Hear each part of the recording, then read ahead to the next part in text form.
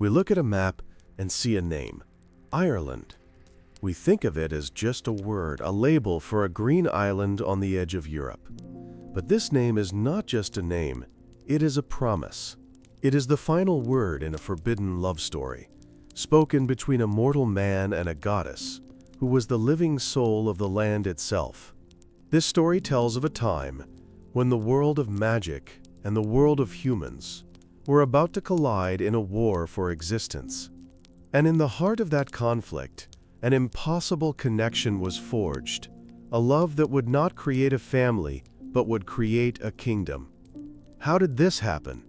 How did a love that should never have been give a name and a future to an entire nation? To find the answer, we must leave our world behind. We must travel back through the centuries, past the reach of written history, to a time when the island was not yet called Ireland. Imagine a place where the air itself feels different, heavy with a silent, ancient magic.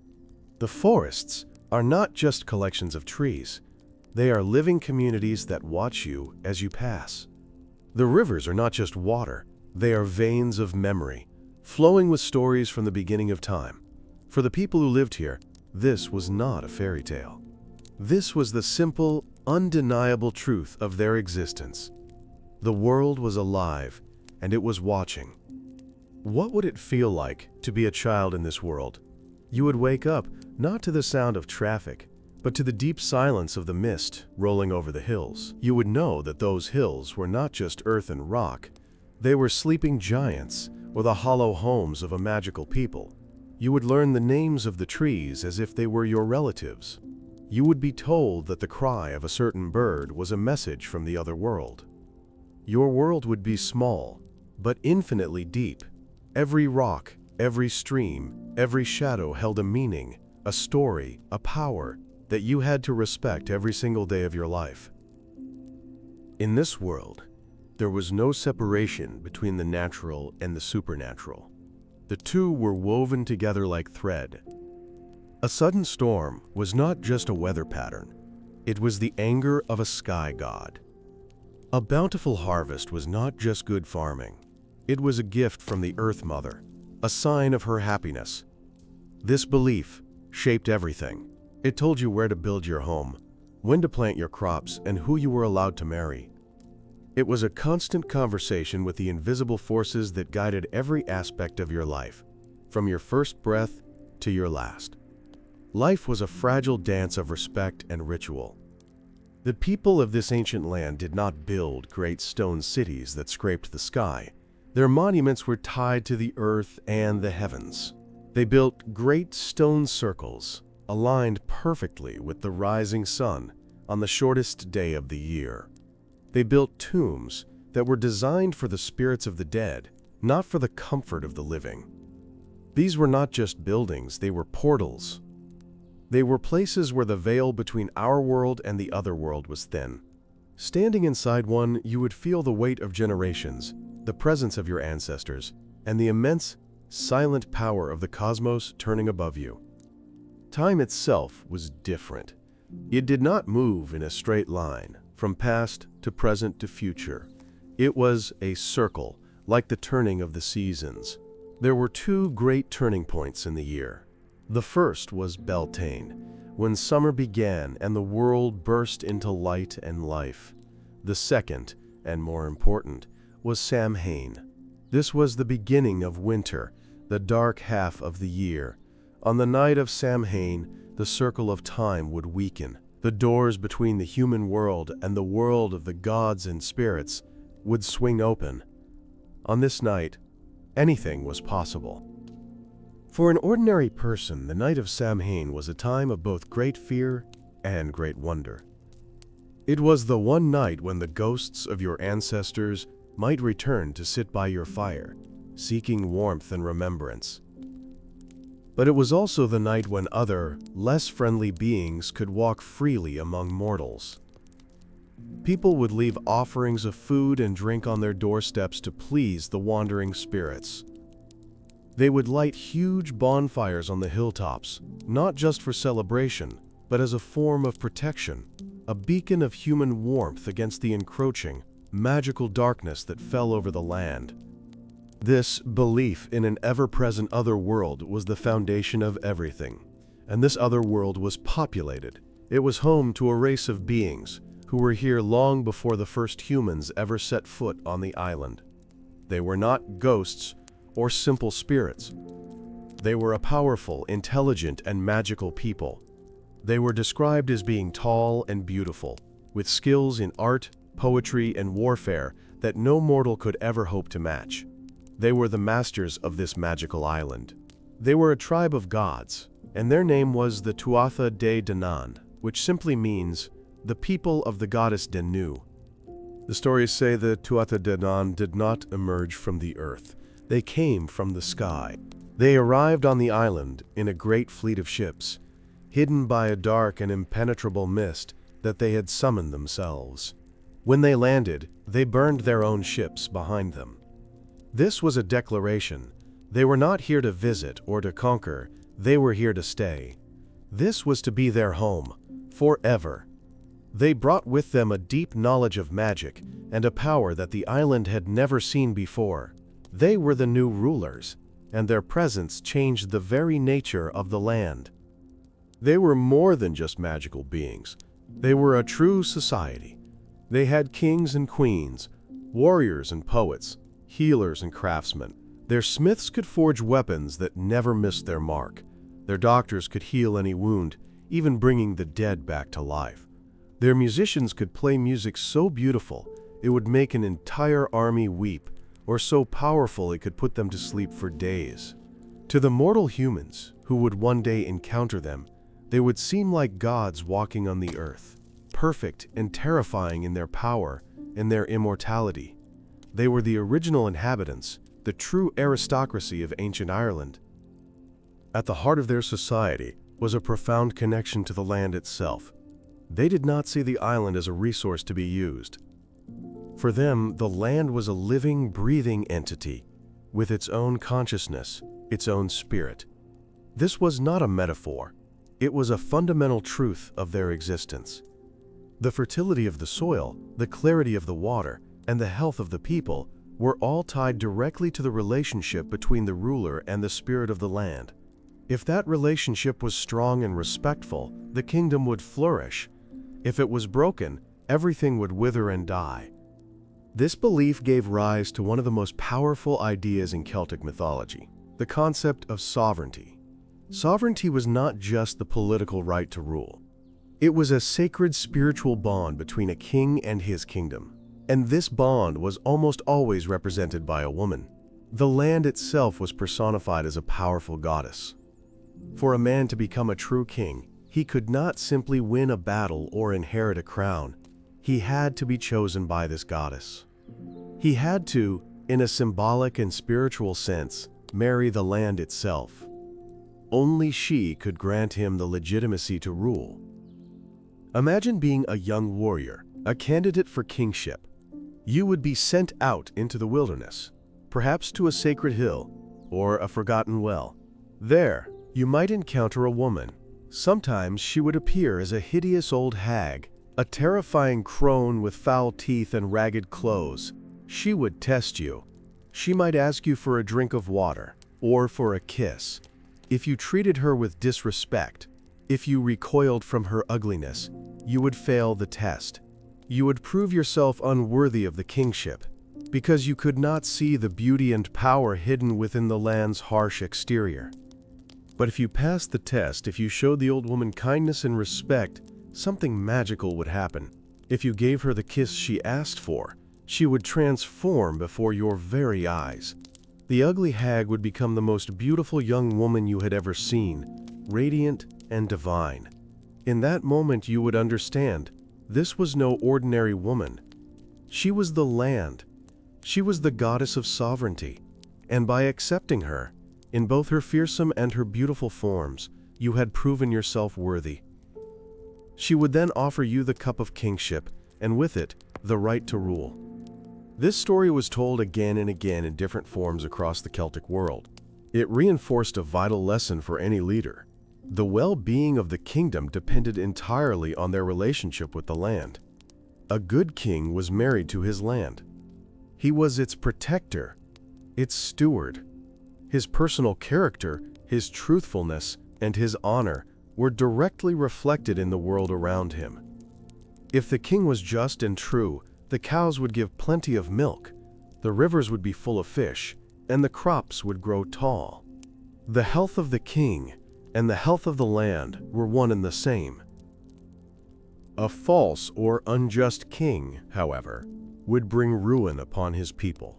His lies and his greed would be a betrayal of his sacred marriage to the goddess of sovereignty. In response, she would withdraw her favor. The land would become barren, the crops would fail, the rivers would run dry, and the people would starve. A king who lost the respect of the land would quickly lose the respect of his people. His reign was doomed because he had broken the most fundamental law of existence. He had betrayed the spirit that gave him the power to rule in the first place. The Tuatha De Danann, being the first and most powerful inhabitants of the island, understood this principle better than anyone. They knew the land was not a single entity, but a multifaceted being. And so, for them, the spirit of this great island was embodied not by one goddess, but by three. They were sisters, a powerful trinity, who together represented the complete soul of the land. Their names were Banba, Fodla, and the most important of the three, a goddess whose name you still hear today. Her name was Eriu, and her story is the key to everything. Eriu and her sisters were the queens of the Tuatha De Danann. They were not just symbolic figures, they were powerful magic users and protectors of their people. To see them was to see the land itself in human form.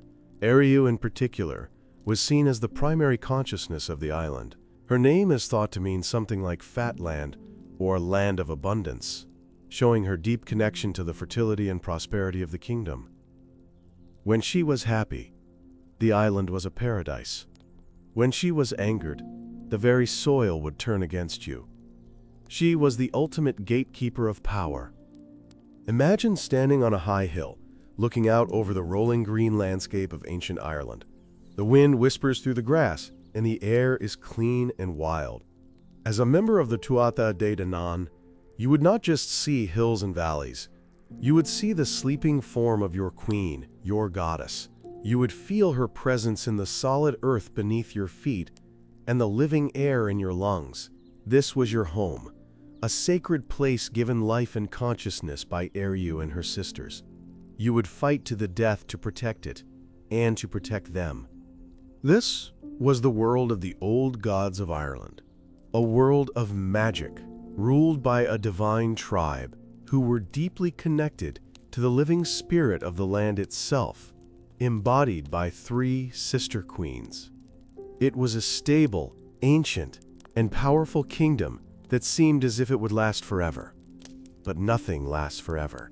Far across the sea, a new people were stirring. They were a people of iron, not magic. They were mortal, but they were ambitious and determined. They had heard whispers of a promised island in the west, a final home for their wandering tribe, and they were setting sail to claim it. These newcomers were the Milesians, or the sons of Mill. They are said to be the ancestors of the modern Irish people. Their story begins not in Ireland, but in the distant lands of the east, perhaps Spain. They were a people defined by a long and difficult journey, a search for a prophesied homeland. A wise druid had told them that their final destination would be a green island in the Western Ocean, a place they were destined to rule. This prophecy became the driving force of their entire culture, pulling them across the sea towards a fate they could not yet understand. What would it feel like to be on one of those ships? You would be a warrior, a farmer, a father. You have left the only home you have ever known, based on the promise of a better one. For weeks, you see nothing but the endless, gray expanse of the ocean.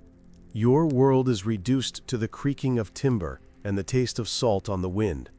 You hold on to the prophecy as your only guide. You are sailing not just towards a place, but towards an idea, a destiny that was promised to your ancestors long ago. And then, one morning, a cry goes out. A sliver of green appears on the horizon. The island they saw was more beautiful than they could have imagined. It was a vibrant, impossible green, shrouded in a soft mist that made it seem like a dream. As they drew closer, they saw tall mountains, dense forests, and clear rivers. It was a paradise, the promised land they had been searching for. But this paradise was not empty. As their ships approached the shore, they felt a strange resistance. A powerful, magical wind pushed back against their sails. The waves grew choppy and unwelcoming. It was as if the island itself did not want them to land. It was trying to force them away. The Milesians were not just warriors. They had their own powerful poets and druids. Their chief poet, Amergin, stood at the prow of the lead ship. He understood that this was not a natural storm. This was a challenge. It was the magic of the island's current rulers, the Tuatha De Danann, trying to repel them. To overcome this magic, Amergin had to speak directly to the land itself. He had to introduce himself and his people, and state their claim not with a sword, but with a poem. This was a battle of wills, fought with words and magic before any blood was shed. Amergin raised his voice and spoke a powerful, rhythmic chant that is echoed through the centuries. "I am the wind on the sea," he began. "I am the wave of the ocean. I am the bull of 7 battles. I am the eagle on the rock." In this famous poem, he was not just boasting. He was performing a profound act of magical connection. He was declaring that he and his people were one with the forces of this new world. He was matching the magic of the Tuatha De Danann with his own, claiming his place not as a conqueror, but as a rightful part of the island's nature. His words had power. The magical wind died down, and the seas grew calm.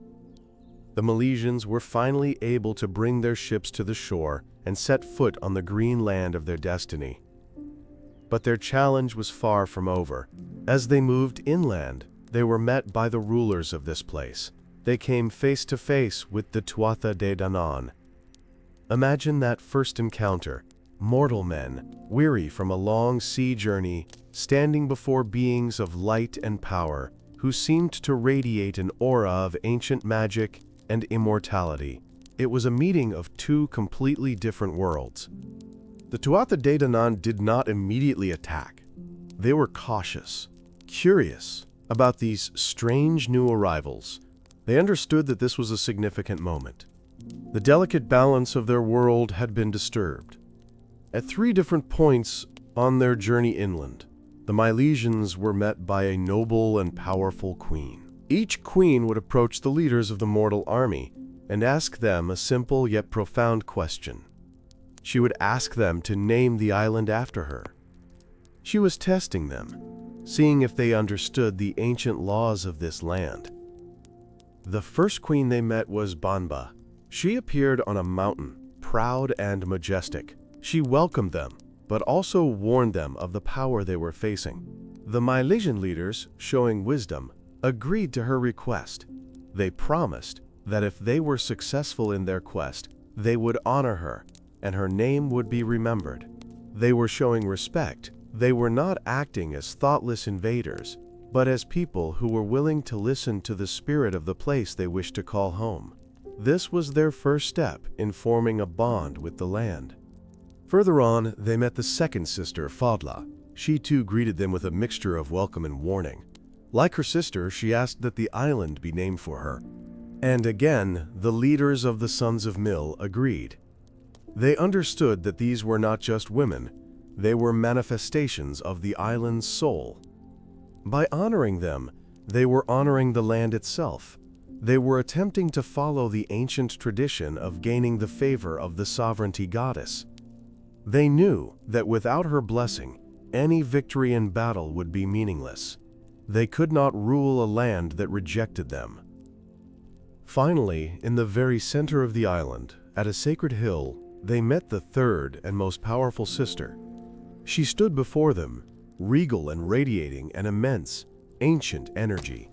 This was Eriu. She looked at Emergine, the poet, and the other leaders, and she did not just ask for the island to be named after her. She prophesied that this land would belong to them and their descendants for all time. She recognized the strength of their destiny. In that moment, she was acting as the true goddess of sovereignty, recognizing the rightful claimants to the kingship of the island. The Milesian leaders, deeply moved by this encounter, gave Eriu their most solemn promise.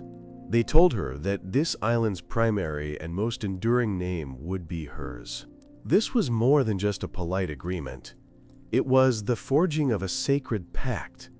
It was the first step in the symbolic marriage between the new people and the ancient spirit of the land.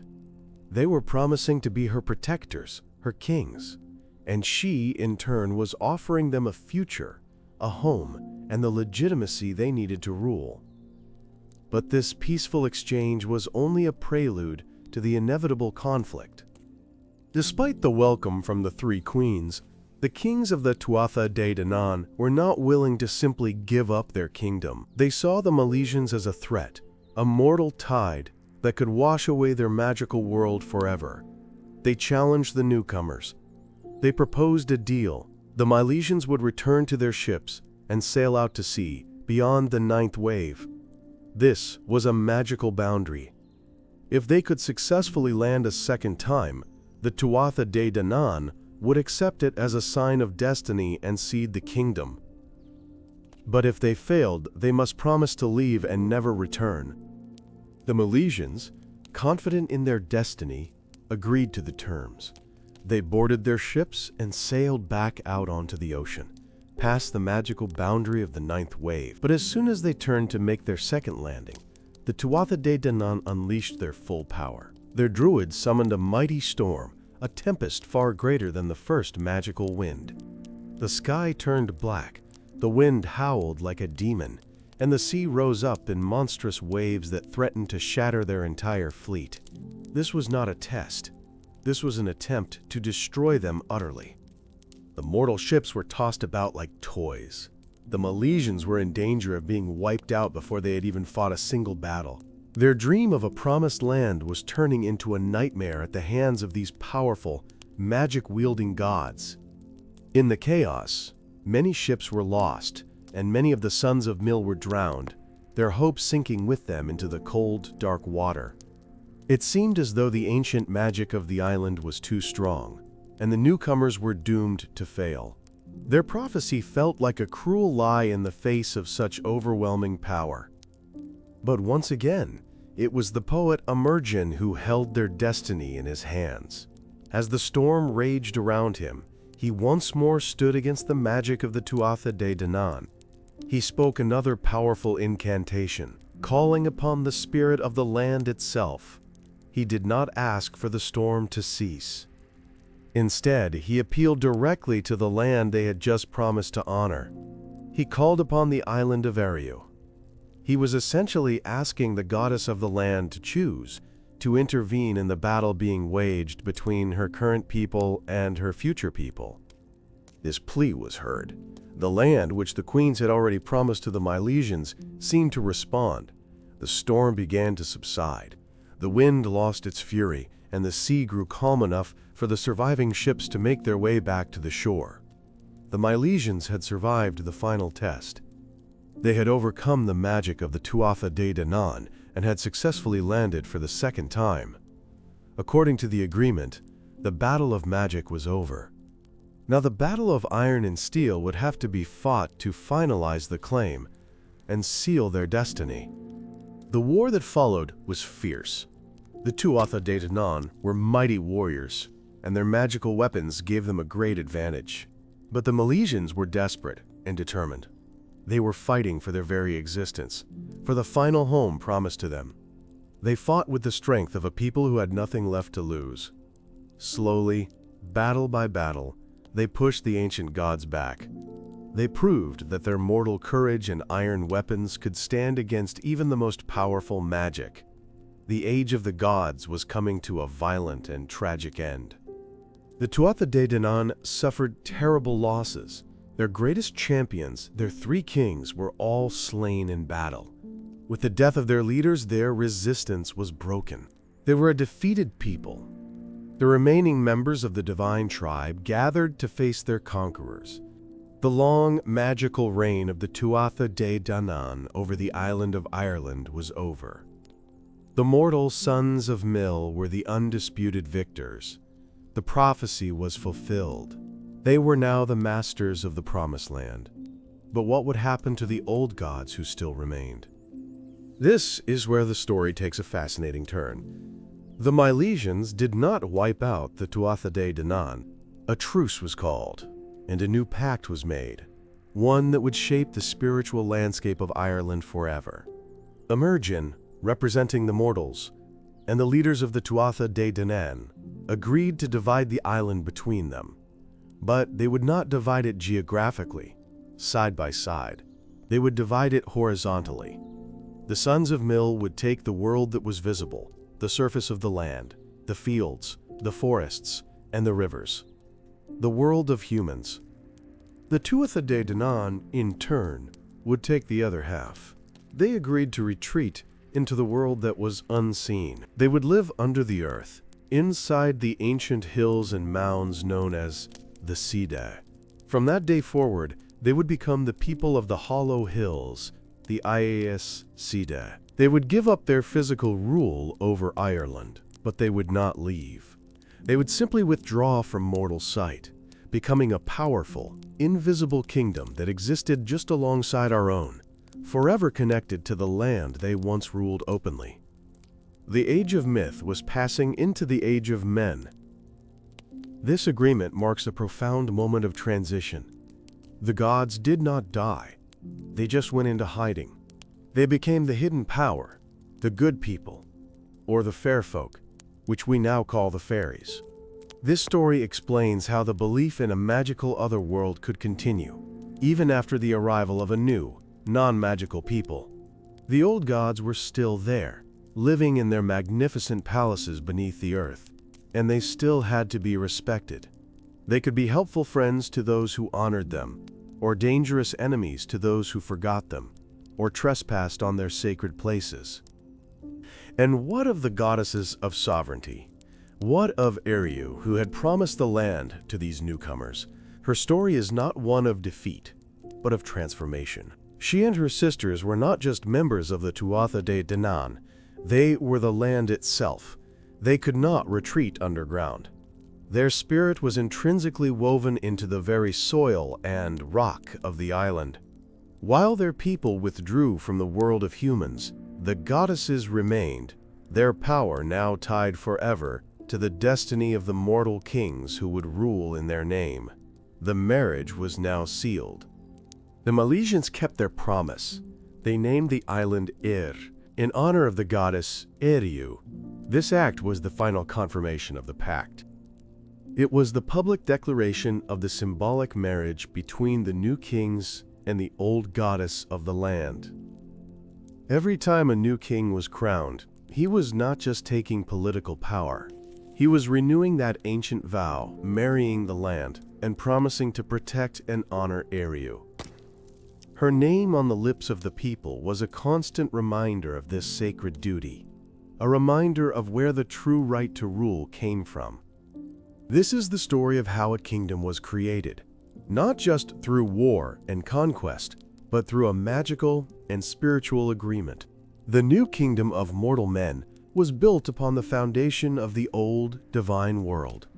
It acknowledged the deep magic of the land and the power of the goddess who embodied it. But our story is not yet complete. The title of this journey promises a forbidden love story. And while the symbolic marriage between a king and a goddess is powerful, it is still a political and spiritual concept. The true heart of our tale is more personal, more human. The stories of the Tuatha Dé Danann did not end when they went underground. They continued to interact with the world of mortals, and their lives were filled with as much drama, passion, and tragedy as ever. And among these hidden gods, there was one who was destined for a love that would cross the boundary between the two worlds in a way no one thought possible. His name was Midir, a great and noble prince of the Tuatha De Danann. He was proud, powerful, and lived in a magnificent palace beneath the hills. But his heart was about to be captured by a love that would cause him immense suffering. The object of his love was a woman of breathtaking beauty, even by the standards of the immortal Tuatha De Danann. Her name was Etain. She was described as the most beautiful woman to have ever been born in Ireland. Her grace and light were so profound that she seemed to outshine all others. When Midir first saw her, he fell instantly and completely in love. His desire for her was absolute, an all-consuming passion that would come to define his entire existence. For him, a life without Etain was no life at all. However, Etain was already promised to another. She was to be married to a different leader of the Tuatha De Danann, a powerful figure named Brace. This created an immediate and seemingly impossible obstacle. But Midir's love for Etain was so strong that he could not simply accept this. He pursued her relentlessly, using all of his charm and power to win her heart. This was the beginning of a great love triangle, a story of passion and jealousy that would have devastating consequences, not just for the three of them, but for the very fabric of their magical world. The rivalry between Midir and his peers for the love of Etain caused deep divisions among the Tuatha De Danann. Love, even among immortal gods, could be a destructive force. In this world, jealousy was not just an emotion. It was a powerful magical weapon.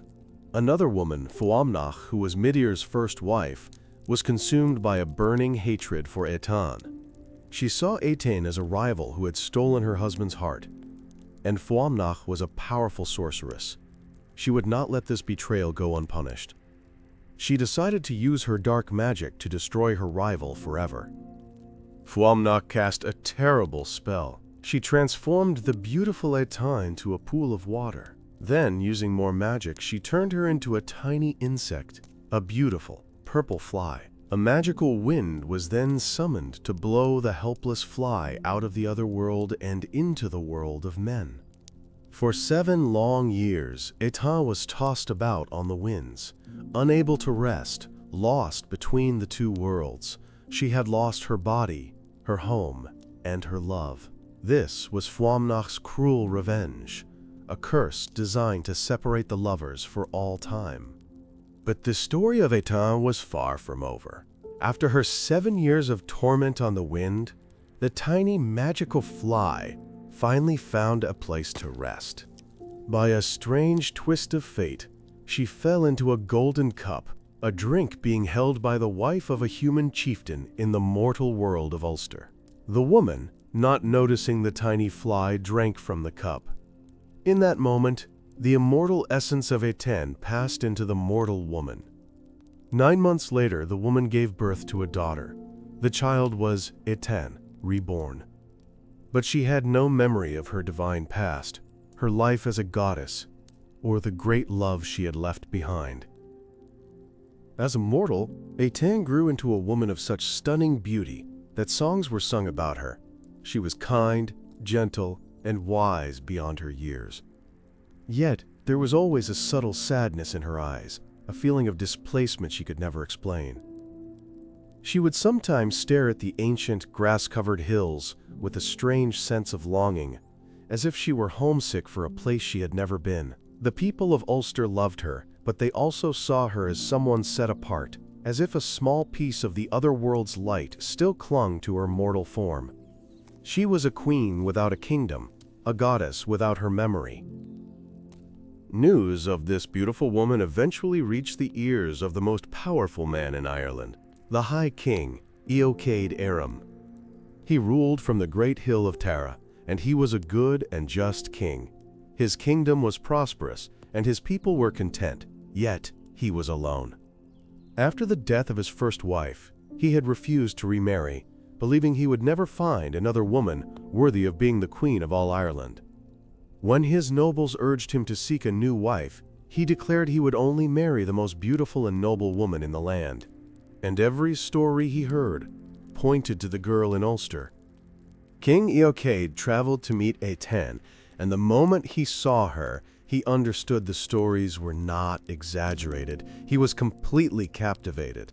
It was not just her physical beauty, but the profound grace and dignity she carried. It felt to him as if she was born to be a queen. He asked for her hand in marriage, and she accepted. Their wedding was the grandest celebration the kingdom had ever seen. For the people, it felt right. Their good king had found a perfect queen.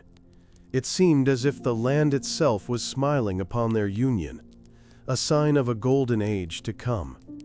For Étaín, life as the High Queen at Tara felt strangely natural. She moved through the great halls with an elegance that seemed innate, and her wisdom in counseling the king was praised by all. She loved her husband, King Eochaid, and for a time she was truly happy. Yet, the feeling of a missing piece of her soul never entirely vanished. It was a faint, quiet ache, like a forgotten dream that you can't quite remember upon waking. She had a perfect life, but she was haunted by the ghost of a life she didn't know she had already lived. She was a stranger to her own heart. While Étaín lived her mortal life, Midir, her immortal lover, suffered in the other world. For over 1,000 mortal years he had searched for her. He had never given up hope, traveling through the hidden pathways of his world, calling her name. Eventually, his searching paid off. He learned the full story of Fuamnach's curse, of Étain's transformation into a fly, and of her incredible rebirth as a mortal woman. And he learned that she was now the wife of the High King of Ireland. His heart was torn between joy at finding her and sorrow that she was bound to another. Midir knew he could not simply take her. She was now part of the mortal world, and she had no memory of him. To approach her directly would only frighten and confuse her. He needed a plan, a way to get close to her, to reawaken her memory of their great love. He decided to leave the safety of his underground kingdom and walk in the world of men. He would go to the very heart of mortal power, the court of the High King at Tara, and he would challenge the king not with a sword, but with a game of wits. One day, a stranger arrived at the gates of Tara. He was a man of noble bearing, dressed in a magnificent purple cloak and carrying a silver playing board under his arm. No one knew who he was or where he came from, but his presence was so commanding that he was immediately brought before the king. He introduced himself simply as Midir. King Eochaid, seeing the stranger's confidence and noble appearance, welcomed him. Midir then issued his challenge. He wished to play the king in a game of Fionn, the ancient board game of the Celts, a game of strategy and skill. King Eochaid was a proud man and a skilled player of Fionn. He accepted the challenge. Midir suggested they play for a stake, a prize for the winner. For the first game, he proposed a wager of 50 fine horses. The two men played, and the king, to his delight, won the game. Midir, gracious in defeat, promised the 50 horses would be delivered the next day, and they were. They were magnificent animals, larger and more beautiful than any mortal horse, with a wild, otherworldly energy about them. The king was greatly pleased with his new prize. They played again. This time, Midir wagered more treasures from his kingdom, 50 sharp swords, 50 fattened pigs, and other riches. And again, he allowed the king to win. Each day, the promised treasures would appear as if from nowhere, magical gifts that enriched the king's court beyond measure. Eochaid grew more and more confident. He believed this stranger, Midir, was a wealthy but foolish nobleman, easily beaten. He did not realize he was being drawn into a trap, that each victory was just a step in Midir's carefully constructed plan to reclaim his lost love. Finally, after several games, Midir proposed one last match. He told the king that this time, The winner would not name the prize beforehand. Instead, the victor would simply be able to ask for whatever they desired from the loser, and the loser would be honor-bound to grant it. King Eochaid, blinded by his past victories and his greed for more magical treasures, quickly agreed. He saw no risk. He was certain he would win again. The final, fateful game began, with Queen Étain watching from her throne beside her husband. This time, Midir did not hold back. He played with the full genius and foresight of an immortal being. The king soon found that every move he made was countered. Every strategy he attempted was turned against him. He was completely outmatched. The confidence on his face slowly turned to confusion, and then to dawning horror, as he realized he was going to lose. With a final brilliant move, Midir trapped the king's pieces and won the game. A heavy silence fell over the great hall. The king had lost, and now he had to pay the stranger's price, whatever it might be. Midir stood and looked not at the king, but at the queen. "O king," he said, his voice calm but filled with ancient power. "The prize I ask for is not your horses or your gold.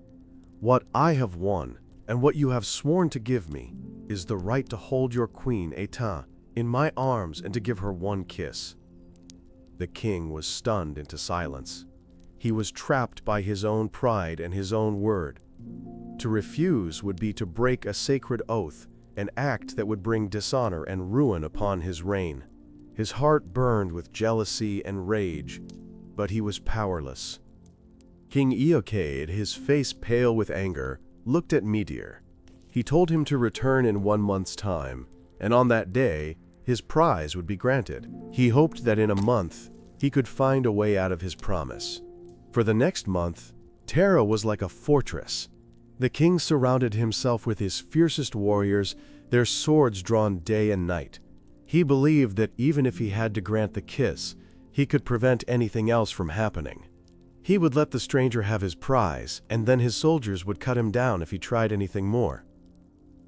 On the appointed day, the great hall of Tara was filled with armed soldiers.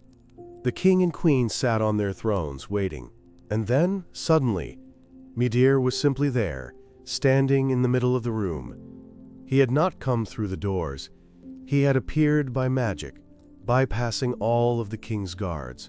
He was more radiant and powerful than before, and everyone in the hall could feel the immense, otherworldly energy coming from him. He walked calmly towards the throne, his eyes fixed on Étain, who looked back at him with a mixture of fear and a strange, unexplainable recognition.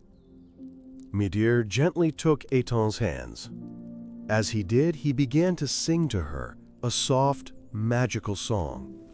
He sang of another life, of a sunlit kingdom beneath the earth.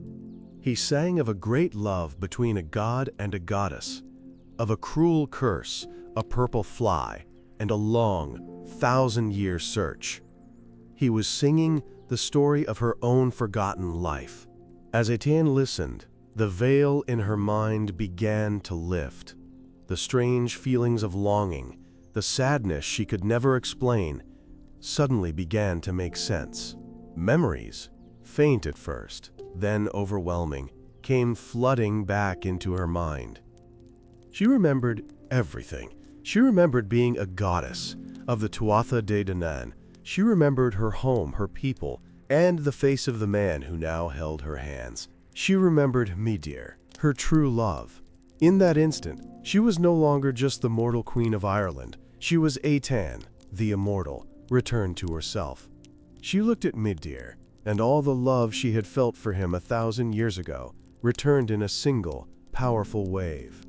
Then she looked at Eochaid, her mortal husband, with eyes full of sorrow and pity. She was trapped between two worlds, two loves. Midir then turned to the king. "I have not stolen your queen," he said.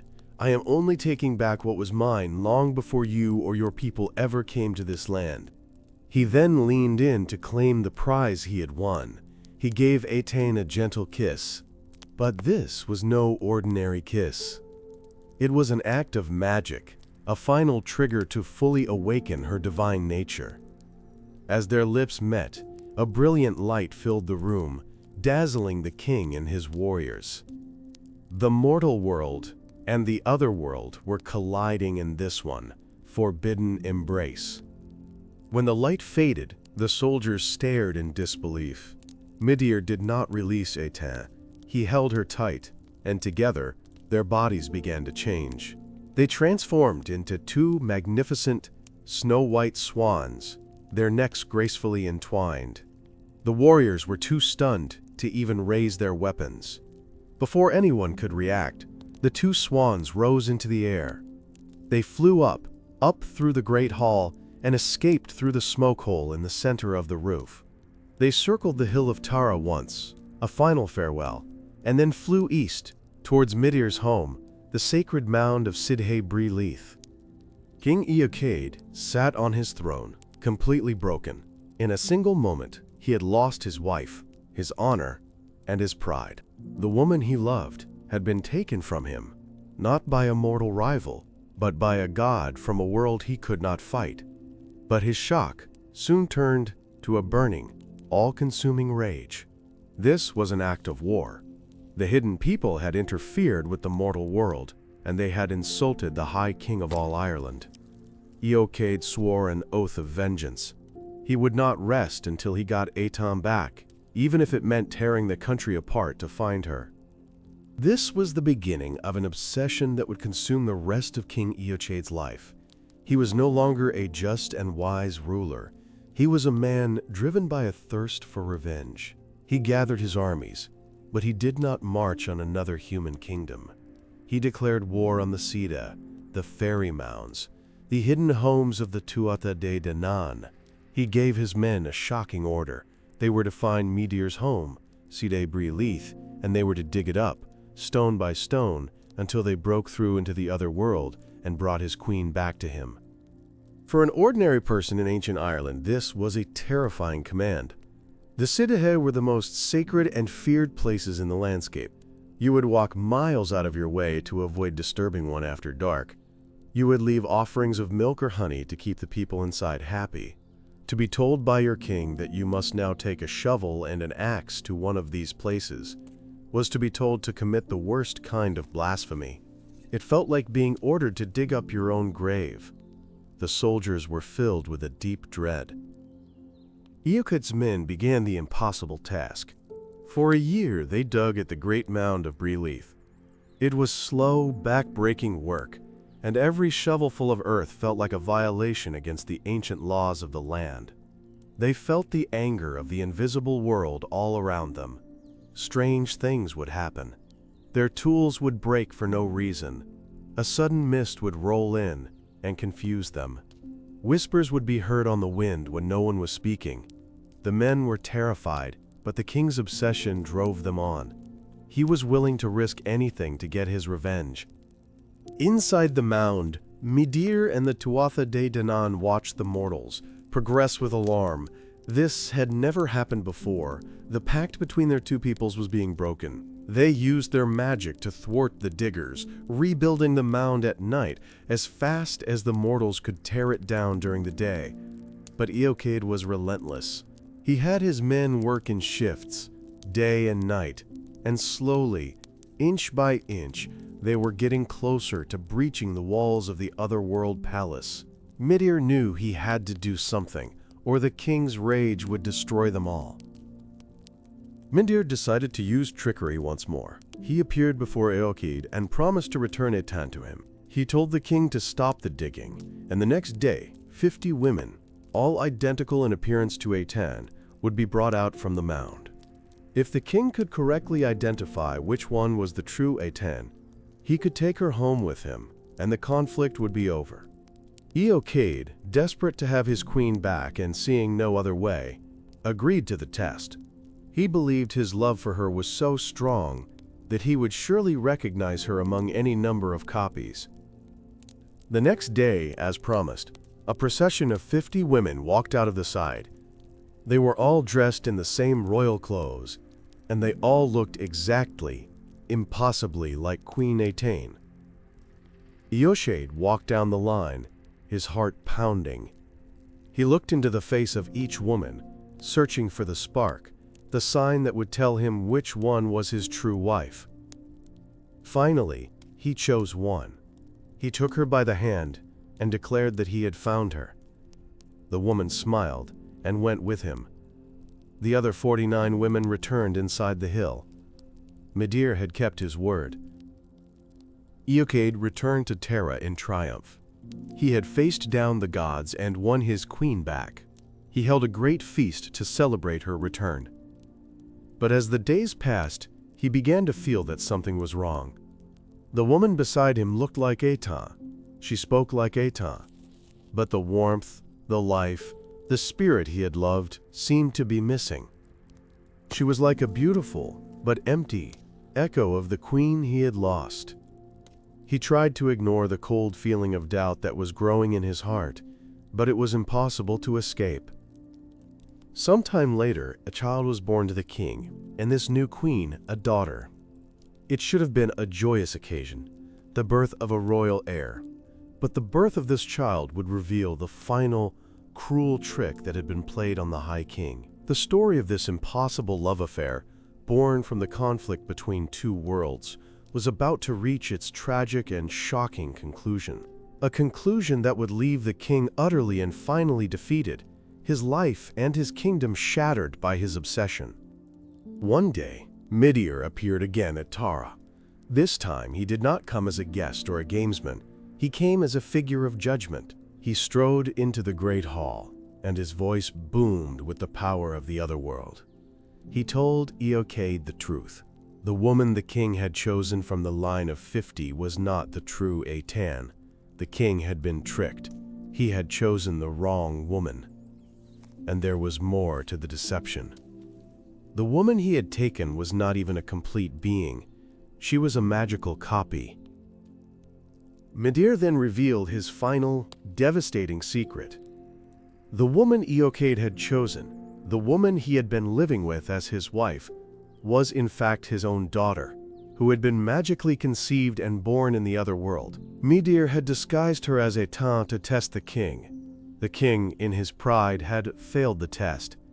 He had been so focused on possessing Eitan that he did not truly see her. He had taken the copy, and in doing so, had unknowingly committed a terrible sin by marrying his own child. The truth was now revealed in all its horror. Eochaid was completely and utterly destroyed by this revelation. His pride, his honor, and his love were all turned to ash. He had not won. He had been played with, made a fool of, by a god whose power he could never hope to match. The true Eitan was lost to him forever, living with her immortal love, Midir, back in the other world. And the kingdom he ruled, which had prospered under his marriage to the true Eitan, began to suffer. His broken oath and his unwitting sin had poisoned his reign. The land no longer smiled upon him. The forbidden love story of Midir and Eitan thus ends in tragedy for the mortal king. It is a powerful tale about the dangers of the other world and the consequences of human pride. It shows that the love between two gods could spill out and cause chaos in the human realm. But it also reinforces the central theme of our journey. The fate of the mortal kingdom of Ireland was inextricably linked to the actions and the favor of the people of the Society, the ancient gods, who lived just out of sight, but who still held immense power over the land. And now, we can see the full shape of the story. We have the ancient Tuatha De Danann, who became the hidden gods of the land. We have the mortal Milesians, who became the kings of the surface world. We have the pact between them, a division of reality itself. And we have the symbolic marriage between the new kings and the old goddess of the land, Eriu, whose name was given to the island. This complex relationship, a blend of respect, fear, and forbidden love, forms the very foundation of the Irish kingdom. But how does this connect to our hook? How did this love story create the kingdom? The love of Midir for Eitan was so powerful, it crossed the boundaries between worlds and generations. But the promise made by the Milesians to the goddess Eriu was even more powerful. That promise, to name the land in her honor, was the true act of creation. It was the moment the mortal invaders became legitimate Irish kings. They were no longer conquerors. They were protectors of the goddess, partners in her sovereignty. The name Éire, or Ireland, is not just a word. It is the living testament to that foundational promise, a love story between a people and the soul of their land. This entire body of myth, from the war with the gods to the tragic love of Étain, served a vital purpose for the people who heard it. It was their history, their science, and their religion all in one. It explained the world around them. It explained why a certain hill was sacred, why certain rituals had to be performed, and where their people came from. It gave them a sense of identity, a deep and ancient connection to the very soil beneath their feet. It told them they were living in a land that was alive with magic, memory, and meaning. Imagine being a farmer, working your small field. You look up at the ancient mound on the horizon. For you, that is not just a hill, that is a palace of the old gods. You know the stories. You know that inside, there might be a being, like Midir, living for thousands of years, still feeling the pain of a lost love. This knowledge would change how you see the world. It would fill your life with a sense of wonder, but also with a healthy dose of fear and respect. You would be careful not to anger the neighbors you could not see. This belief system, this worldview, was the heart of Celtic Ireland for centuries. It was a world of balance between the seen and the unseen, but this balance was not destined to last forever. A new story, a new belief was coming from across the sea. It came not with an army of warriors, but with a handful of quiet, determined men in simple robes. They carried no swords of iron, but they brought with them a story that would prove to be more powerful than any weapon. And this new story would challenge the old world to its very core. This new faith was Christianity. It arrived in Ireland in the 5th century, most famously with St. Patrick. Unlike the old beliefs, which had thousands of gods and spirits tied to the landscape, this new faith had only one God. And this God was not of the land. He was in heaven, separate from the world he had created. This was a radical, revolutionary idea, and it would set in motion a profound transformation of Irish culture. The collision between these two worldviews was not a simple battle of good versus evil. It was a complex and fascinating process of negotiation and change. What did an early Christian missionary see when he arrived in Ireland? He saw a land filled with what he called paganism. He saw people worshiping wells, trees, and the sun. He heard stories of the Tuatha De Danann and the Sidhe, which he interpreted not as gods, but as demons or fallen angels, designed to lead people astray. His goal was to replace this ancient, complex world of spirits with the singular, clear truth of his own faith. He wanted to cut the thousands of threads connecting the people to the magical land and tie them instead to one single thread connected to heaven. But the old ways were strong. They were not just beliefs. They were woven into the daily life, the language, and the identity of the people. You could not simply tell someone that the hill their ancestors had revered for 1,000 years was now evil. The roots of the old faith went too deep into the soil. So a different strategy emerged, one that would define the unique character of Irish Christianity. The missionaries began a process not of complete destruction, but of adaptation. If you can't defeat the old gods, you find a new place for them within the new story. This process is called syncretism, a blending of old and new beliefs. It happened all over Ireland. For example, a sacred well that had been dedicated to a Celtic goddess might be rededicated to the Virgin Mary. The ritual of leaving offerings at the well would continue, but now it was done in the name of a Christian saint. The powerful Celtic goddess Brigid, a figure of fire, poetry, and healing, was not erased. She was transformed into Saint Brigid of Kildare, one of Ireland's most beloved saints. Her feast day, February 1st, was placed on the same day as the old pagan festival of Imbolc. This blending happened with places, rituals, and even the gods themselves. What happened to the Tuatha De Danann in this new Christian world? They could not remain as gods. In the new story, there was only one God, so their status was slowly demoted. They were no longer seen as the divine rulers of the other world. In some stories, they became kings and queens of a magical, but not divine, race. In other, more hostile tales, they were cast as fallen angels, who were not good enough for heaven or bad enough for hell, so they were condemned to live in the hills of earth forever. The Seedae, the fairy mounds, remained places of power, but their nature changed.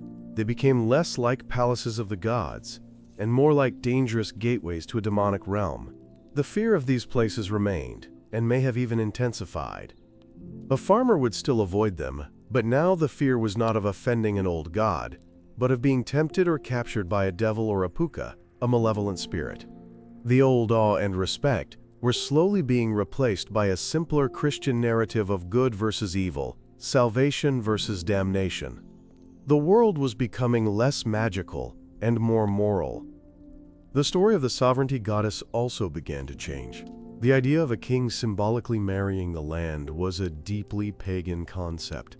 The new Christian kings could not derive their legitimacy from a goddess. Their right to rule now came from the one true God.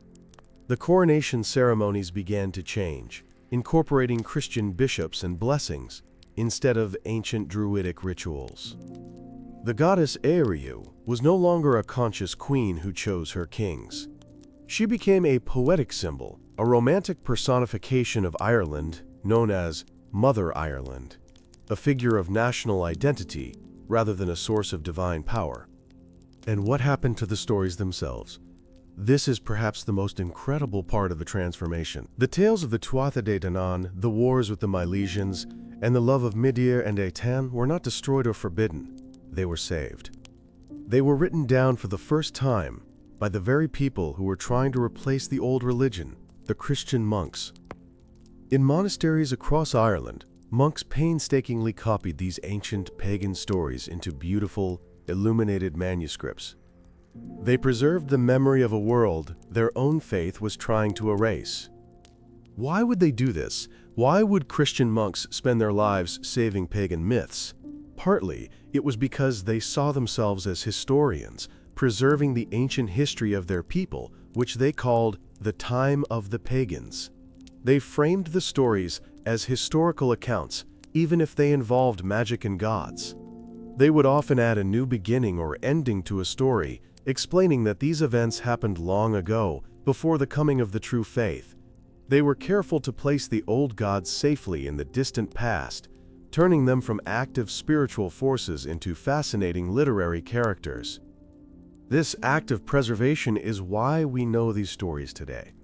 The monks acted as a bridge between the old Celtic world and the new Christian one. They effectively cleaned the stories of their religious power, transforming them from sacred myths into epic literature, the Irish mythology.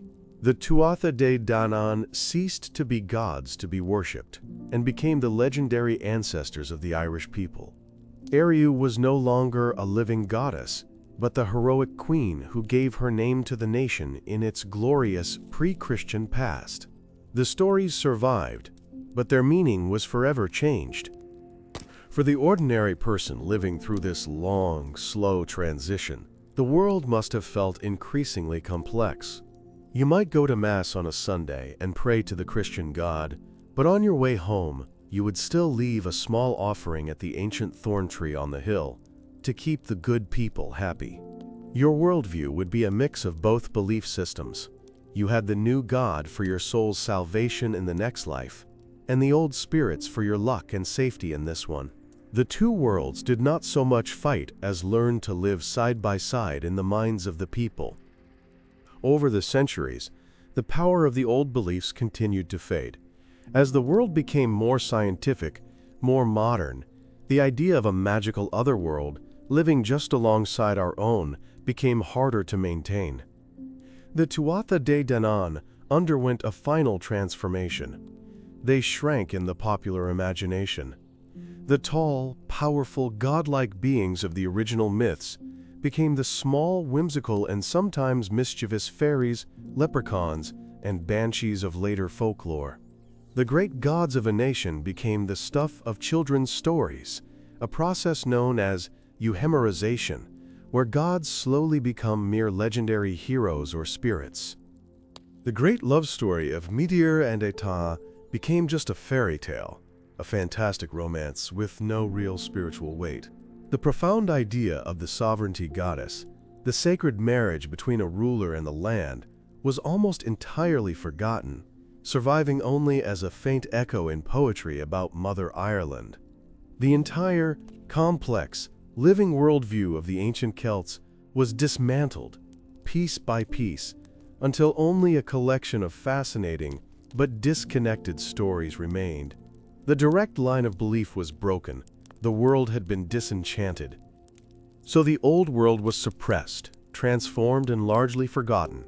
Its gods were diminished, its rituals were absorbed, and its core beliefs were overwritten by a new story. It seems like a complete and total ending. But is it? Does an idea so powerful, a worldview so deeply tied to the land, ever truly disappear? Or does it simply go back underground, like the Tuatha De Danann themselves, waiting for a time when it can be rediscovered? What happens when modern people begin to dig through the layers of history and faith and find the echoes of this lost world still whispering to them from the land itself? The question of whether an idea can truly disappear is a deep one. For many centuries in Ireland, it seemed as if the old worldview had indeed vanished. The great stories were locked away in monastic manuscripts, written in a form of the old Irish language that few people could read. In the villages, the Tuatha De Danann survived only as the, quote, fair folk, shadowy figures in fireside tales, their power and majesty forgotten. The connection between the name of the land and the goddess Eriu became an obscure fact for scholars, not a living truth for the people. The great love story had become a secret. Then came a second, more brutal forgetting. Beginning in the 17th century and intensifying over the next 200 years, English rule sought to erase what was left of the old Gaelic culture. The Irish language was suppressed, the ancient laws were abolished, and the people were taught to see their own history as savage and uncivilized. The stories of magical kings and fairy mounds were dismissed as peasant superstitions, a sign of backwardness that needed to be scrubbed away in the name of progress and modernity. To be successful, you had to turn your back on the old ways. What would it feel like to live through this time of cultural loss? Imagine being a child who hears the ancient stories whispered by your grandmother but is punished for speaking your native language at school. You would learn to live in two worlds, one of deep, ancestral memory and one of harsh modern reality. You would feel a profound sense of shame for the very things that made you who you were. The soul of the land, the spirit of Eriu, was being buried under a new language, a new government, and a new way of seeing the world. The kingdom was still called Ireland, but the meaning of the name was fading. But the land itself did not forget. The ancient mounds still sat on the horizon. The sacred wells still flowed with clear water. The stones of the old monuments still caught the morning sun. The landscape held the memory, even when the people were forced to let it go.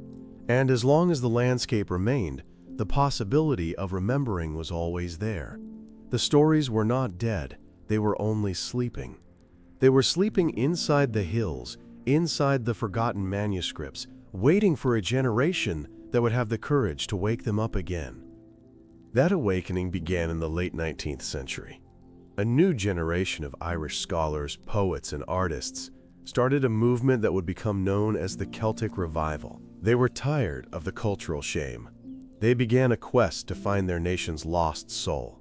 They traveled to the remote, Irish-speaking parts of the country, collecting the old folk tales. Most importantly, they went back to the medieval manuscripts, the books that the monks had so carefully written down. They began the massive task of translating these ancient stories into English, unlocking the lost world for everyone to see. Imagine being one of those scholars. sitting in a dusty library, looking at a page of writing that is 1,000 years old. As you slowly translate the words, a world comes to life. You are the first person in centuries to read the full story of the war between the Tuatha De Danann and the Milesians. You are the first to read the heartbreaking tale of Midir's love for Eata. It would feel like an act of magic, a resurrection. You would not just be translating a text, you would be reintroducing a kingdom to its own forgotten history, its own soul. The effect of these translations was like a dam breaking. The stories flooded into Irish culture, and people were amazed by what they found. This was not a history of savage peasants. It was a sophisticated, epic mythology that was as deep and as powerful as the myths of ancient Greece or Rome. It was filled with noble heroes, powerful sorceresses, tragic love stories, and a profound spiritual connection to the natural world. For a people struggling for their own identity, this discovery was a source of immense pride. They had a history worth celebrating. This rediscovered mythology ignited the imagination of a generation of writers and poets. A man named William Butler Yeats, who would become one of the world's most famous poets, was at the heart of this movement. He and others saw these stories not just as old tales, but as living truths. They believed that the veil between the human world and the fairy world was still thin in Ireland. They wrote plays, poems, and books that brought the Tuatha De Danann back to life, not as historical figures, but as powerful symbols of the enduring magic of the Irish spirit. What did it feel like to be a young person in Dublin at this time? You could go to a theater and see a new play about the ancient hero Cumhaill. You could read a new poem about the tragic love of Deirdre of the Sorrows. You could feel the old gods waking up around you, speaking through the voices of these new artists. It was a time of incredible creative energy. The act of telling these old stories became a political act. It was a way of saying, we have our own culture, our own history, our own soul, and we will not let it be forgotten. The story of the sovereignty goddess was rediscovered with particular passion. The figure of Eriu, the goddess who was the land, became a powerful symbol for a new kind of love story, the love of a people for their nation. In poems and plays, Ireland was once again personified as a woman, often as a queen, who needed to be freed from foreign rule. This ancient mythological idea was reborn as a powerful political metaphor. To fight for Irish independence was to fight for the freedom of this symbolic queen, to restore her to her rightful place. This idea was not just for poets, it fired the imagination of political revolutionaries. Leaders of the 1916 Easter Rising, the rebellion that would eventually lead to Irish independence, were deeply inspired by these myths. They saw themselves as modern-day heroes, fighting for the honor of Mother Ireland. They were trying to reforge the sacred bond between the people and the land, the same bond that the Milesians had first made with the goddess Eriu all those thousands of years ago. The myth was providing the language and the passion for a modern revolution. The forbidden love story that created a kingdom was now being retold in a new context. The love was no longer just between a king and a goddess, but between every citizen in their homeland. The kingdom was no longer just a territory to be governed, but a sacred entity to be loved and protected. The ancient myth had become a modern mission. The people were once again being asked to prove themselves worthy of the land, not by kissing a hag, but by sacrificing themselves for the cause of national freedom. The old story had found a new and powerful purpose. After a long and difficult struggle, Ireland won its independence. The ancient kingdom was, in a sense, reborn as a modern nation. The name Eir was enshrined in the new constitution as the official name of the country in the Irish language. The promise made by the Milesian leader Emergin to the goddess Eriu was now formally and legally affirmed in the 20th century. The name on the map was once again consciously and proudly connected to the ancient goddess of the land. The circle of the story seemed to be complete. The memory had been restored. In the years that followed, these myths became a core part of Irish identity. Children grew up learning the stories of the Tuatha Dé Danann in school. The tale of Midir and Etain became a famous romance. The image of Eriu as Mother Ireland became a familiar, comforting symbol of the nation. The stories had been successfully saved from being forgotten. They had been brought out of the dusty manuscripts and into the light of the modern world. They had helped a nation to be born. But in being saved, were they also changed forever? As the 20th century progressed, the world became a smaller place. The stories of Ireland began to travel far beyond its shores. Writers in other countries discovered the rich world of Celtic mythology and were inspired by it. They began to borrow elements from it for their own books. The elves in fantasy novels, for example, often share many characteristics with the Tuatha Dé Danann.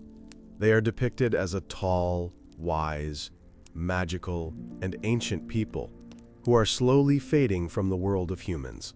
The Irish otherworld was becoming a blueprint for modern fantasy.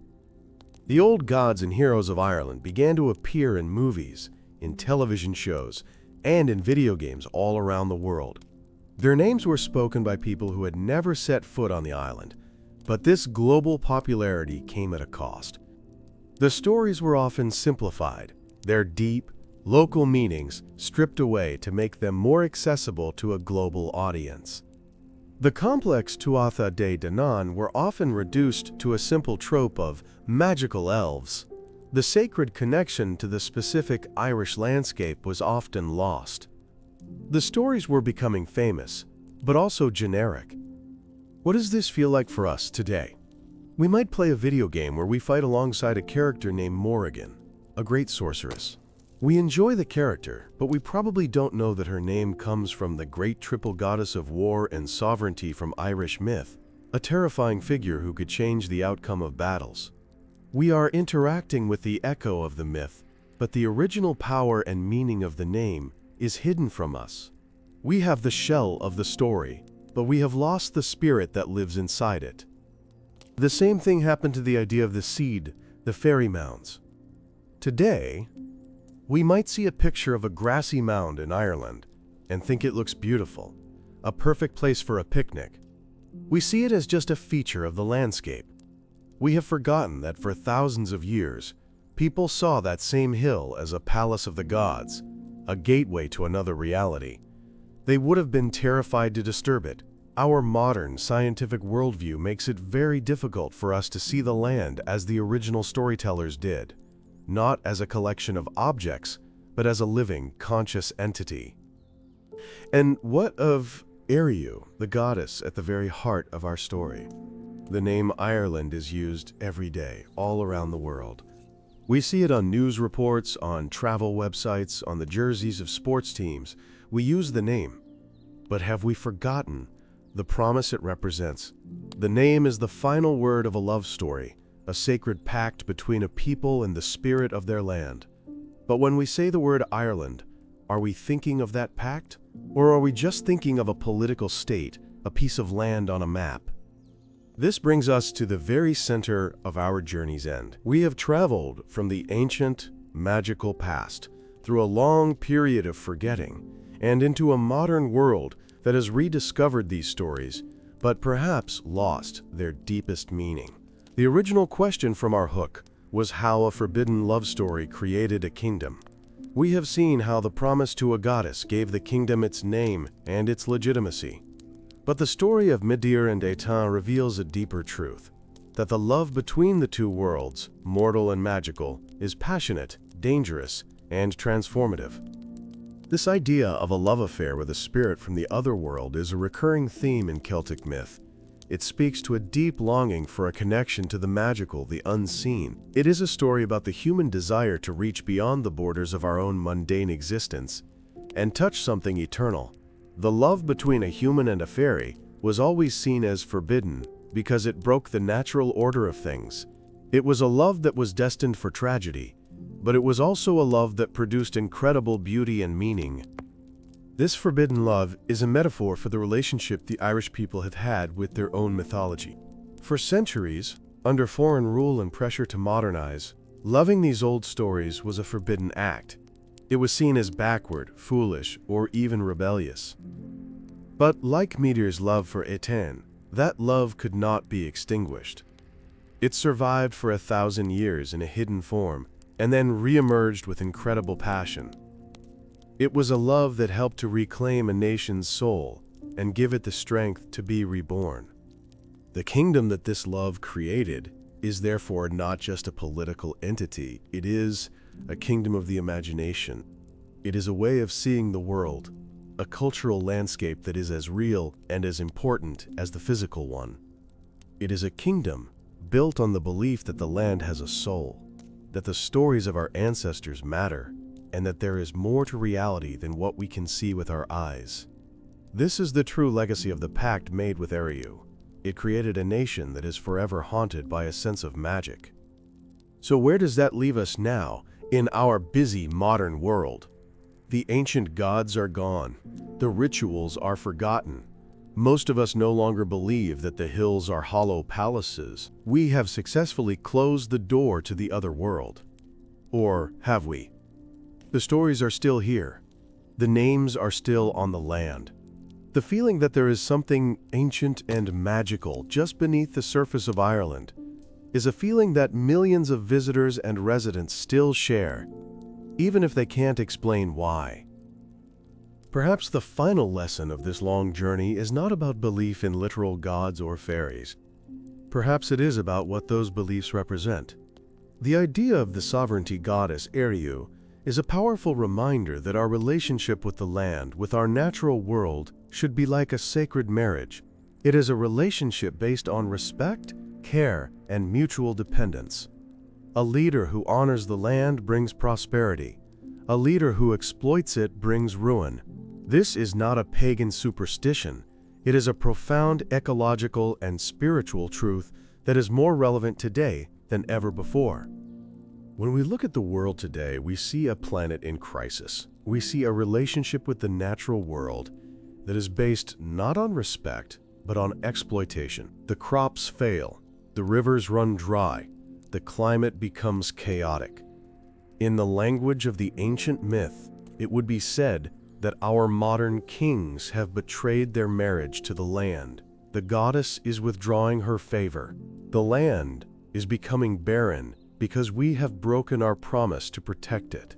The old Irish myth contains a timeless warning that we are only now beginning to understand. The story of the Tuatha De Danann, retreating underground, is also a powerful metaphor. It describes what happens when we lose our connection to the magical and the sacred. That world does not die. It just retreats from our sight. It goes into the unseen places, into our subconscious, into our dreams, into our art. We lose the ability to see the world as a magical place, and so it ceases to be one for us. But the potential for that magic, for that sense of wonder, is always there, waiting for us to dig for it, just as King Eochaid dug for his lost queen. So, the forbidden love story that created a kingdom is not just a tale about ancient Ireland. It is a story about all of us. It is about our relationship with our history, with our imagination, and with the earth itself. It asks us a simple question: have we forgotten how to love the world? Have we forgotten that the world is not just a resource, but a living partner in our own survival and happiness? This is the deep, enduring magic of the myth. It speaks a truth that resonates far beyond the small green island where it was born. We are now approaching the end of our story, and it is time to close the loop we opened at the very beginning. We started with a simple name on a map, Ireland. We made a promise that by the end of this journey, that name would mean something more. It would be the final word in a forbidden love story. We have seen how that name was a promise made to a goddess, a pact that created a nation. But the love story is not just about Eriu. It is about the eternal human fascination with the other world, the world of magic and spirit. The story of Midyr and Etain is the human heart of this grand political myth. It shows us that even immortal beings are driven by the same powerful emotion that drives us, love. It is a love that crosses the boundaries of time, death, and even reality itself. This story reminds us that at the core of all the great myths, all the history, all the politics, there is a simple, relatable human or divine experience. There is a heart that is broken, a love that is lost, and a hope that it can one day be found again. This is why these stories have survived. They were not preserved by the monks just as historical records. They were preserved because they are great stories. They speak to us about the fundamental struggles of existence, the fight for a home, the pain of lost love, the search for meaning, and the fear of being forgotten. They ground the great, sweeping history of a nation in the intimate, personal struggles of its characters. This is the human anchor that keeps the myths from floating away into pure fantasy. They are about people, even when those people are gods. The creation of the Kingdom of Ireland was therefore a two-part process. There was the political act, the Milesians conquering the land and making a pact with its goddess. And there was the emotional act, the stories that explained and justified this new reality, that filled the land with meaning and memory, and that connected the people's hearts to their new home. A kingdom is not just land and laws, it is a shared story. The love stories, the tragedies, and the adventures of the gods became the emotional glue that held the kingdom together. So when we look at the name Ireland now, we can see all of these layers. We can see the green land itself. We can see the goddess, Eriu, whose spirit is woven into that land. We can see the promise of the Milesians to honor her. We can see the hidden world of the Tuatha De Danann, sleeping in the hills.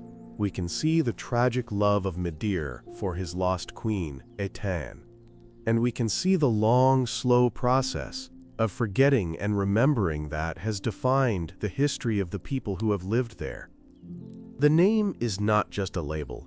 It is a story. It is a poem. It is a promise. It is the title of a book whose pages are the fields and hills of the island itself. To understand the name is to understand the soul of the place. This is the ultimate gift of mythology. It turns a simple map into a rich and meaningful landscape. It allows us to see the world not just with our eyes, but with our imagination, and to feel the echoes of all the stories that have played out on that stage for thousands of years. And this is not just true for Ireland. All over the world, the names of ancient places hold forgotten stories. The names of mountains, rivers, and cities are often the last surviving remnants of older belief systems, the final words of myths that no one tells anymore. They are clues to a lost world, a different way of seeing and understanding our place in the universe. They are invitations to dig, to learn, to reconnect with the deeper story of the ground we walk on every single day, no matter where we live. The Celtic worldview saw the world as a conversation between the past and the present, between the living and the dead, and between the human and the divine. The stories were the language of that conversation. When the stories were forgotten, the conversation fell silent. The Celtic revival was an attempt to start that conversation again, to listen to what the land and the ancestors were still trying to say. This is a journey that is still ongoing, an attempt to re-enchant a world that has grown cold and silent.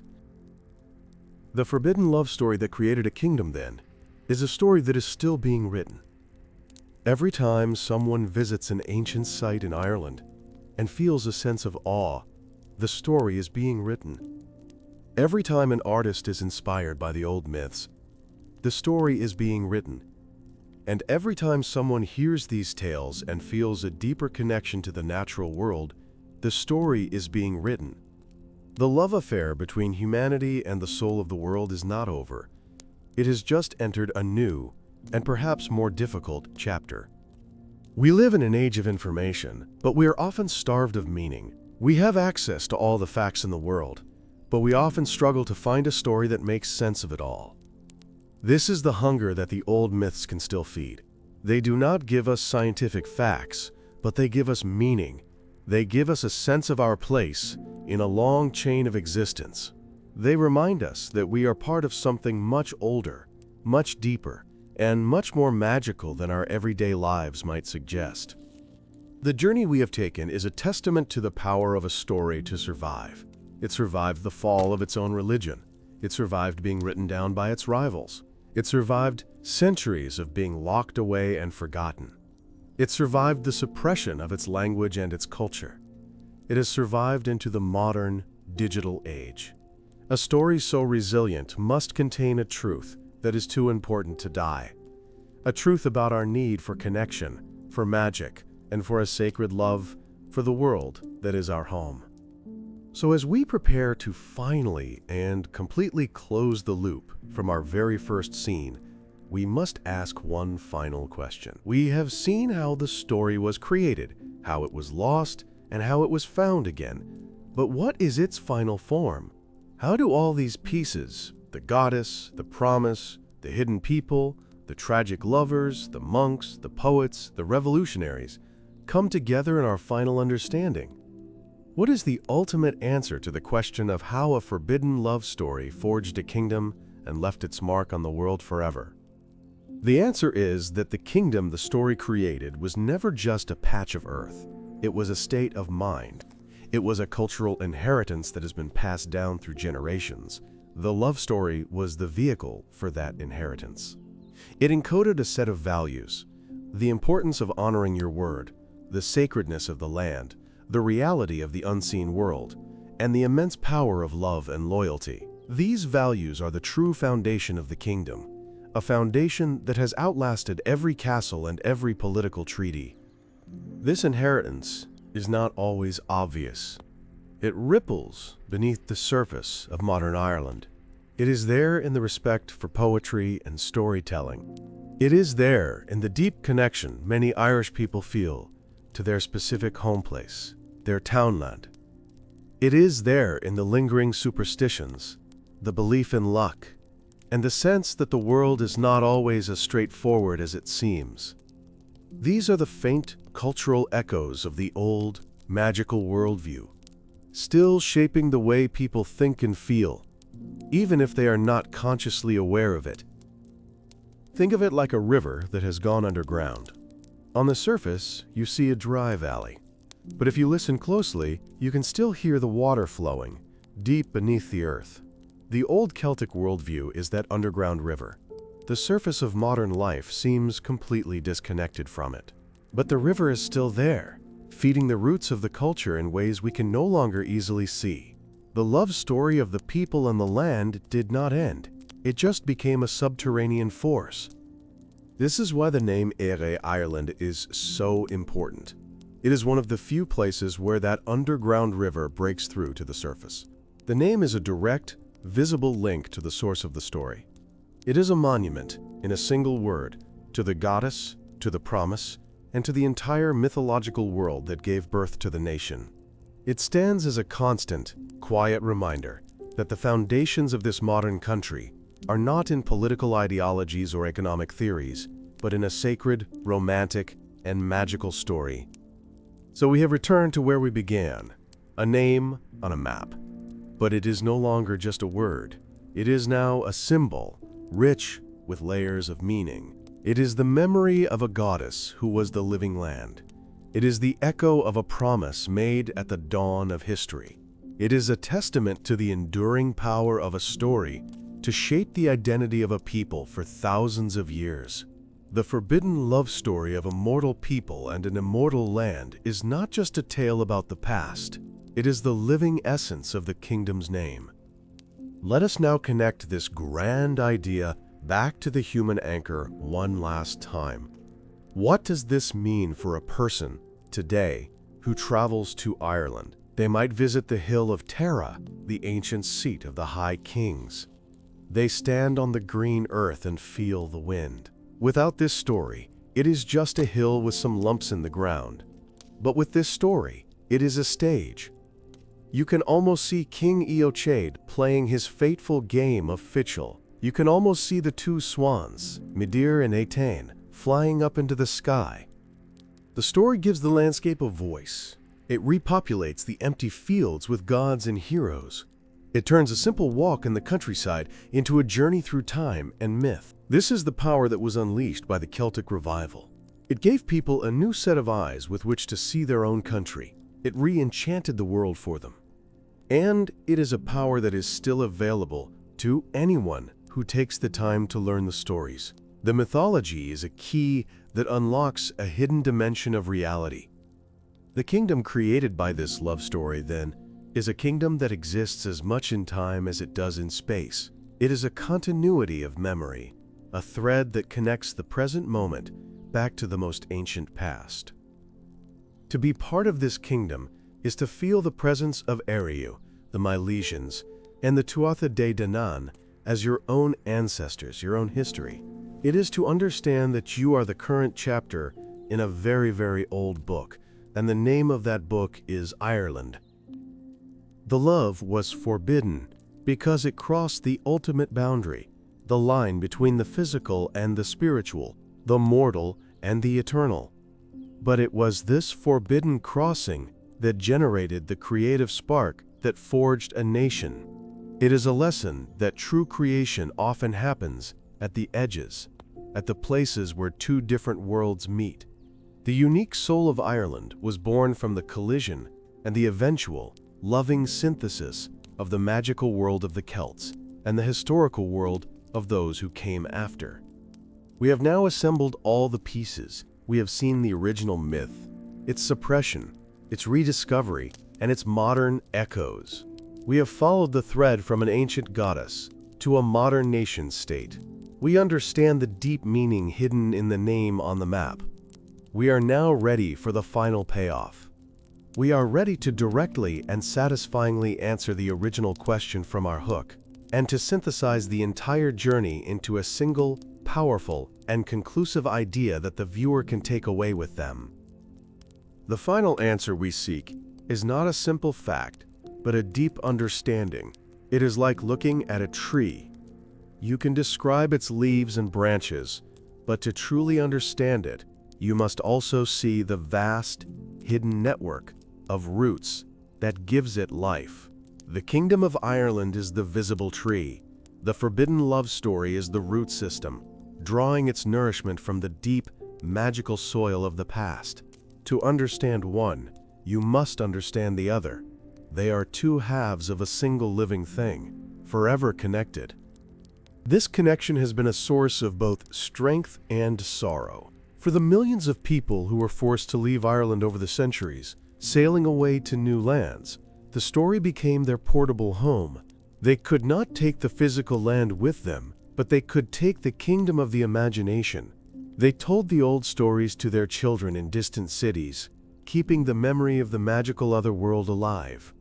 The love for this lost, enchanted home became a defining feature of the Irish diaspora, a powerful longing for a place that was as much a myth as it was a reality. Today, that story is often encountered in its most simplified commercial form. We see the leprechaun on a box of cereal or a tourist t-shirt. This is the final, and perhaps most subtle, form of forgetting. The old gods are not suppressed. They are turned into cartoons.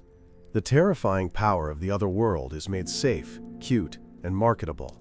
The deep, sacred story of the land is replaced by a shallow brand. It is a strange fate for the Tuatha De Danann to go from being gods to fairies to good luck charms sold in airport gift shops. But even this trivial form cannot completely erase the original power. Because the land is still there, the mounds and the ancient stones are not cartoons, they are real. They sit in the modern landscape with a silent, heavy presence. They are the physical evidence that the story is true, not in a literal sense, but in a spiritual one. They are the anchors that keep the myth from floating away entirely. As long as they stand, the door to the deeper meaning remains open for anyone who wishes to look for it. To look for it is to change your perspective. It is to learn to see the world with two sets of eyes at once. With one set, you see a field, a river, a hill. With the other, you see a stage, a goddess, a portal. This is what the ancient Celts did naturally. It is what the poets of the Celtic revival had to relearn. And it is what the story invites us to do today. It asks us to suspend our disbelief for a moment and imagine a world that is alive, conscious, and filled with memory. When you do this, something amazing happens. The world begins to speak to you. The wind in the trees sounds less like random noise and more like a whisper. The pattern of stones on a hillside looks less like an accident and more like a message. You begin to feel the presence of the past, not as a dead thing, but as a living force that still shapes the present. This is the re-enchantment of the world, and it is the ultimate gift that this ancient love story offers us. It gives us back a sense of wonder. This sense of wonder has a profound consequence. It fosters a sense of responsibility. When you see the world as a living sacred partner, you cannot treat it as a disposable resource. You begin to understand, on an emotional level, the wisdom of the sovereignty myth. Your well-being is tied to the well-being of the land. This is the core of the pact between the Milesians and Ariu, and it is a pact that we, in the modern world, have dangerously forgotten. The story calls us to remember it, before the land becomes truly barren. The forbidden love was a bridge between worlds. Midir crossed from the divine to the mortal to find Etan.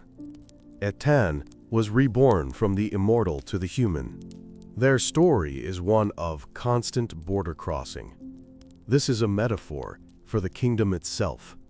Ireland has always been a place of crossings, a bridge between the old world and the new, between the pagan and the Christian, between the Gaelic and the English. Its identity was forged in this constant, often painful, negotiation between different realities. The myth provides the perfect origin story for this complex national character. The kingdom the story created is therefore a kingdom of paradox. It is a place where the gods are defeated but never leave. It is a place where Christian monks save pagan myths. It is a place where a lost history becomes the foundation for a modern revolution. It is a place where the past is not dead. As the great writer William Faulkner said, it is not even past. It is a living, breathing presence. The forbidden love story is the source code for this beautiful, tragic, and enduring paradox. It is the key to understanding the nation's soul. Let us take a moment to stand, in our minds, on the sacred hill of Uisneach, the mythological center of Ireland, where the goddess Ariu is said to be buried. From here, you can see the landscape rolling away in all directions. You are standing on the very spot where the pact was made. You are standing on the body of the goddess. For a moment, try to feel the immense weight of the story beneath your feet. Feel the thousands of years of belief, of love, of tragedy, and of hope that are soaked into this soil. From this vantage point, you can see the whole journey.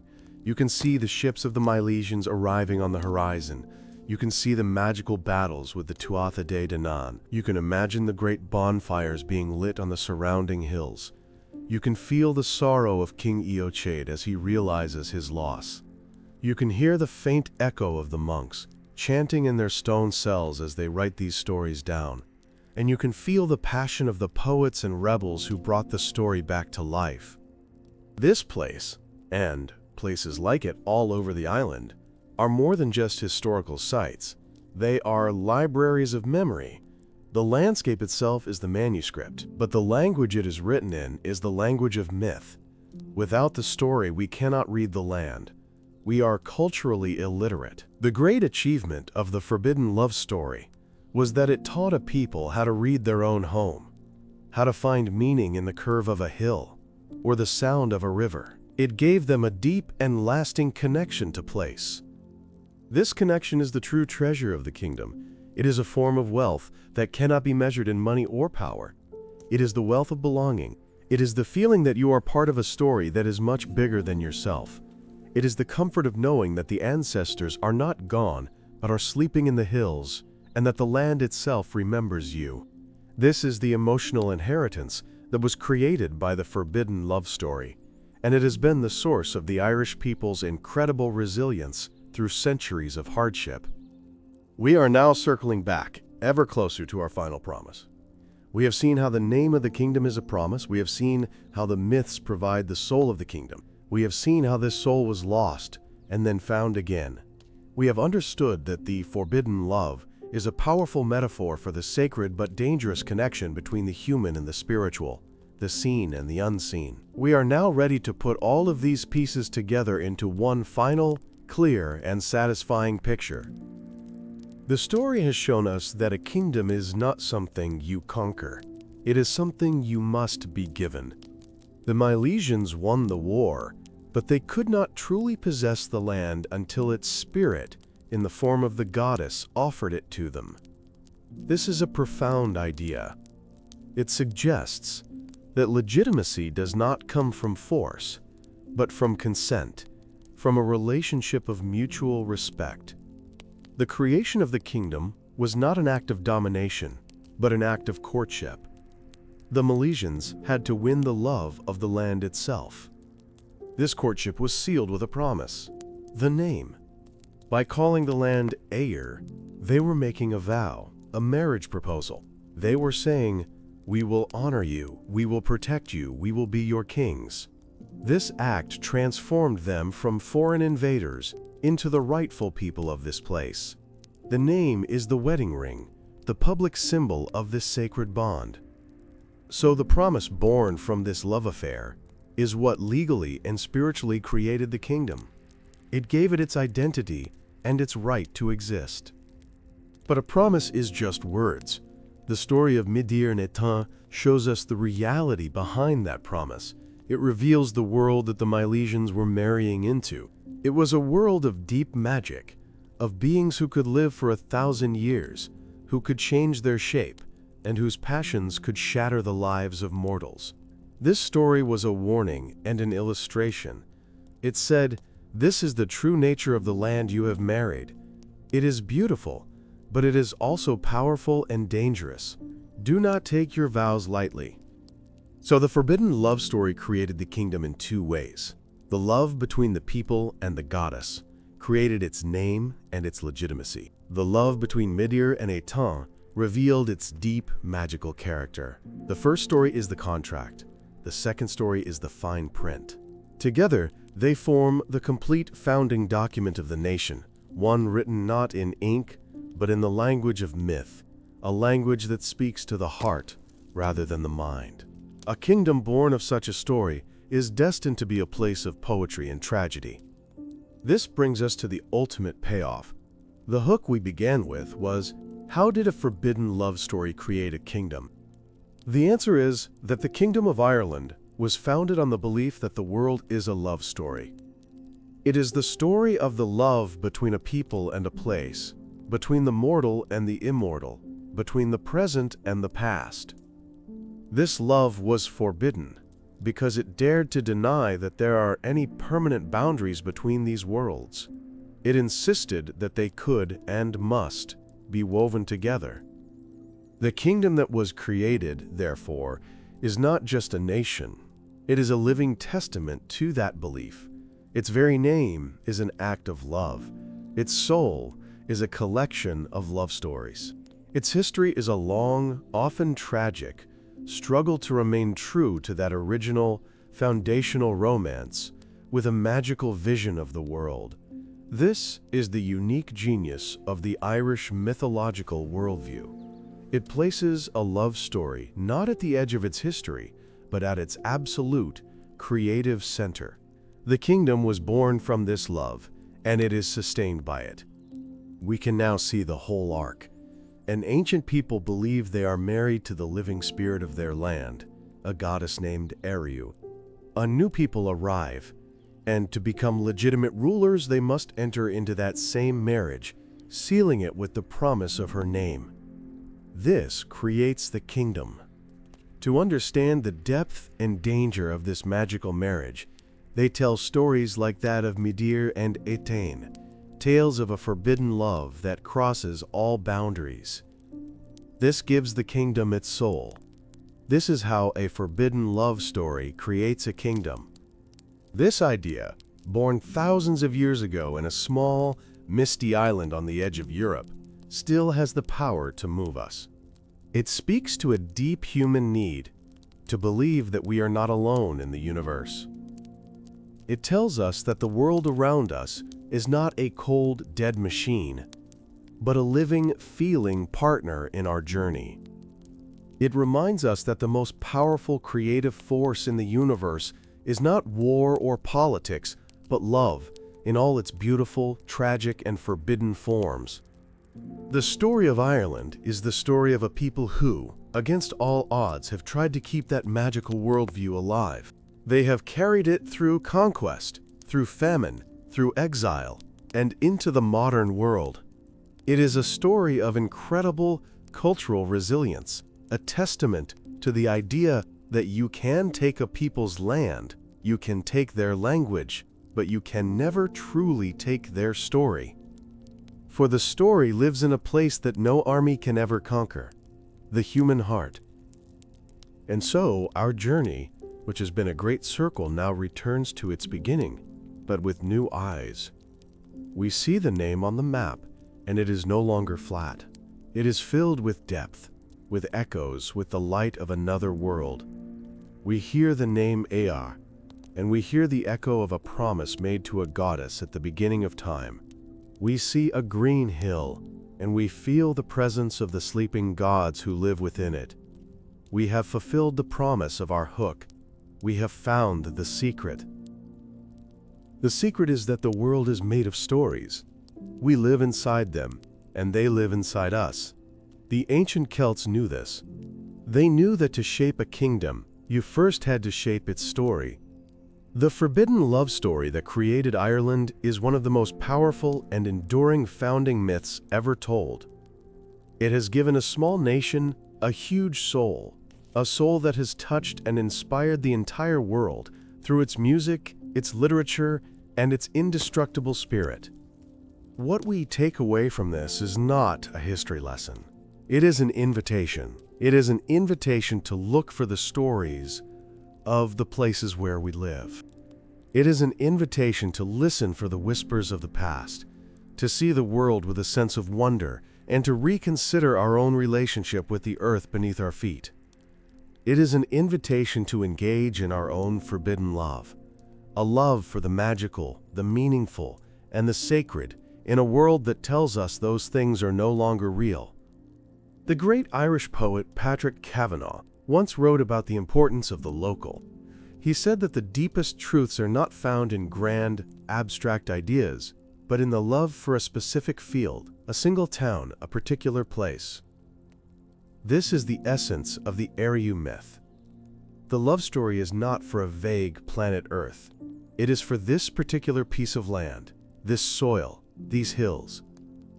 The story teaches us that our spiritual lives begin with a deep, loving, and respectful connection to the place we call home.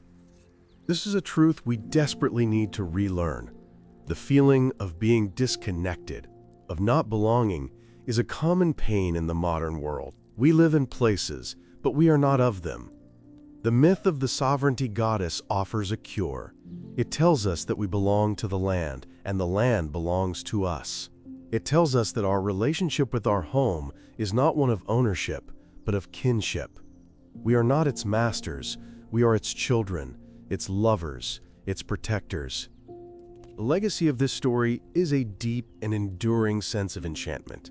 It is a way of seeing that finds meaning in the mundane, and that feels the presence of the extraordinary just behind the veil of the ordinary. It is a worldview that is ultimately hopeful.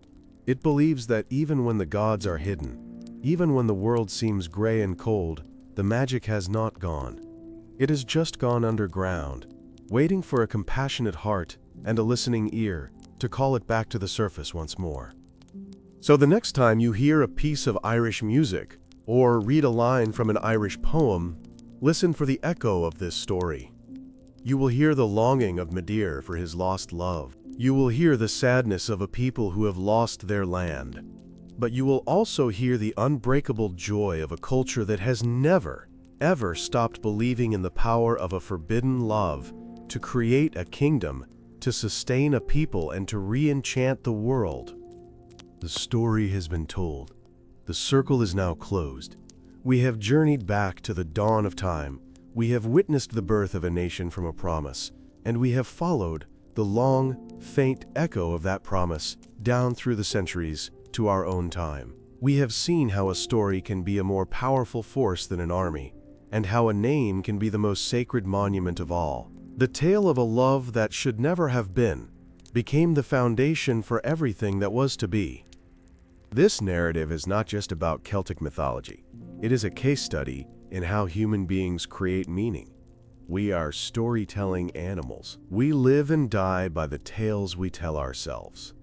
The story of Eriu is a masterclass in how to tell a story that lasts for thousands of years. You must ground it in a universal human emotion like love. You must tie it to the physical land so it can never be truly lost. And you must give it a deep, spiritual truth that resonates even when the original religion has faded away. The truth at the heart of this story is that our world is the product of a relationship between the visible and the invisible, the material and the spiritual. When that relationship is healthy, based on mutual respect and love, the kingdom flourishes. The crops grow, the people are happy. When that relationship is broken, based on greed and disrespect, the kingdom withers. The land becomes barren, and the people suffer. This ancient mythological idea is now a modern ecological fact. The myth was just trying to warn us all along. Imagine, one last time, an ancient storyteller sitting by a fire on a dark, misty night. He is telling the story of Eriu to the children of his tribe. For him, this is not entertainment. It is an act of survival. He is weaving the soul of his people into the souls of the next generation. He is teaching them who they are, where they come from, and what their most sacred duty is: to love and protect the land that has given them life. That storyteller's voice has never truly gone silent. It is just very, very quiet. And if you listen, you can still hear it. You can hear it in the rush of the wind over the green hills of Ireland. You can hear it in the names of the rivers and the mountains. You can hear it in the profound silence that hangs over the ancient stone circles and the fairy mounds. The story is still being told, not in words, but in the living presence of the land itself. The kingdom that was created by a forbidden love story is still here, and its story is not over. So we have arrived at our final moment of synthesis. The question that began our journey now demands its ultimate answer. How did a forbidden love story create a kingdom? The answer is as simple as it is profound. The kingdom was created because the founders, the Milesians, accepted the fundamental premise of the land, that to rule it, you must love it.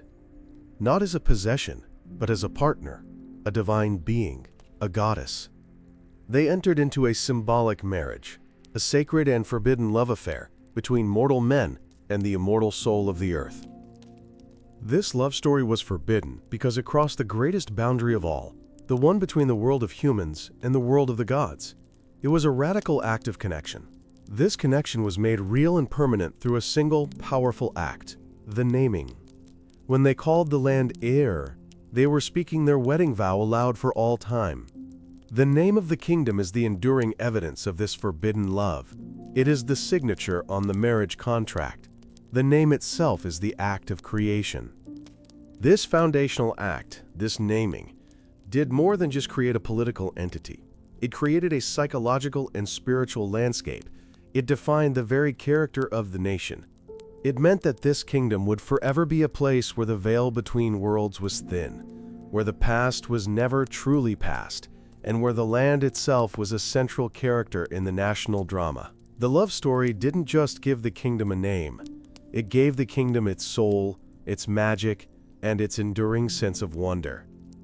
The other forbidden loves, like that of Midir and Etain, served to color in this picture. They were the parables that explained the nature of this magical marriage. They taught that this connection to the other world was not always gentle or safe. It was a thing of wild passion, deep sorrow, and immense power. It was a love that could elevate you to the heavens or lead you to ruin. These stories gave the abstract idea of marrying the land a real, human, emotional weight. They made the magic feel personal. So the kingdom was not created by a single love story, but by a whole mythology of forbidden love. A mythology that declared love, sacred, passionate, and boundary-crossing love, to be the foundational principle of the nation's existence. The love for the goddess gave the kingdom its form. The love of the gods for each other gave the kingdom its character. The love of the people for the stories gave the kingdom its continuity. It is a nation built, from the ground up, on the power of a forbidden romance. This is the fulfillment of our promise. We look at the name Ireland on the map, and we now understand that it is not just a place, it is a story. It is the final word in a millennia-long love letter between a people and the spirit of their home. This understanding transforms our perception.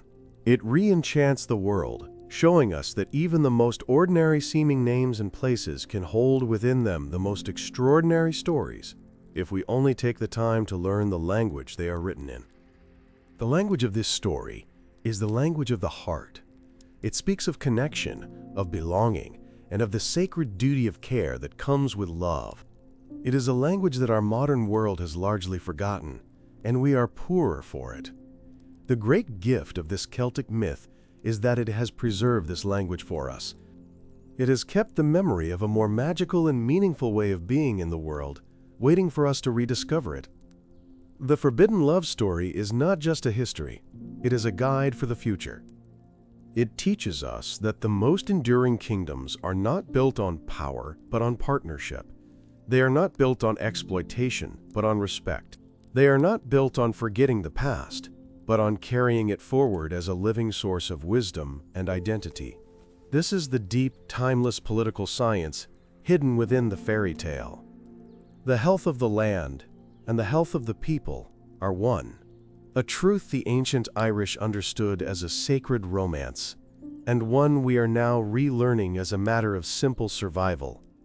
So the next time you feel a sense of wonder when you look at a beautiful landscape, or feel a connection to a place that feels older than time, you are feeling a faint echo of this story.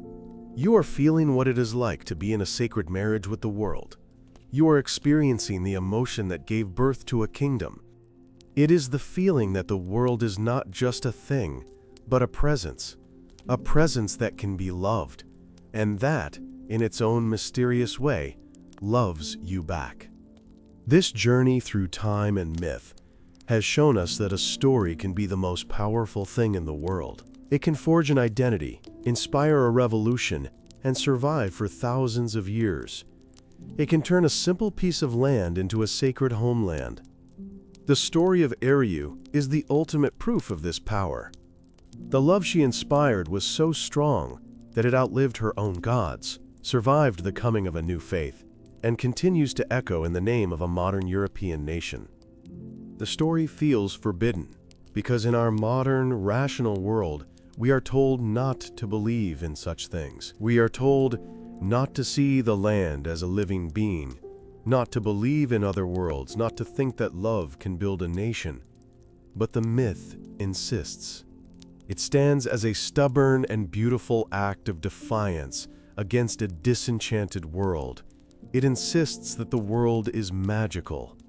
It insists that the past is alive, and it insists that a love story can, and did, create a kingdom. And that kingdom's true borders are not on any map.